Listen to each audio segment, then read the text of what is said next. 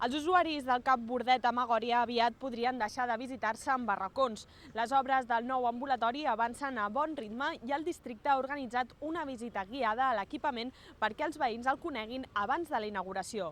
Us en donem més detalls a l'Infobarris de Sants Montjuïc d'aquesta setmana. Comencem!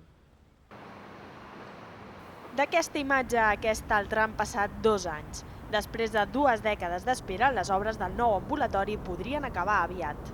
El que farem és substituir altres equipaments, com és el provisional que tenim aquí al costat d'aquest mateix centre que estem veient avui, el del carrer Corral, el Cap Bordet a Magòria, i també es traslladarà aquí part de l'equip que estava a Consell de Cent i que es va tindre que traslladar al centre de Numància. El nou centre d'atenció primària donarà servei a més de 33.000 pacients dels barris de Sants, Hostafrancs i la Bordeta gràcies als més de 3.000 metres quadrats que formen la instal·lació. Molt maco, m'agrada molt. El color, l'espai, tot com està pensat, els espais aquests, els jardins aquests, així oberts, molt maco. L'edifici té uns patis, 2 patis, que són els que donen llum a les estances que n'hi ha. Per nosaltres era el més important és que les zones d'espera tinguessin llum natural.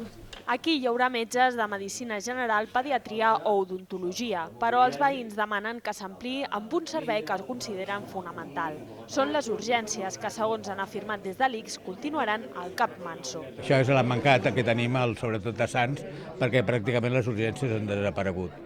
Jo penso que aquí es podria aprofitar, però bé, pensem que potser aconseguirem que hi hagi urgències. Les obres tenen un pressupost de 5.400.000 euros i, segons l'ICS, el CAP podria començar a funcionar abans que acabi el 2014.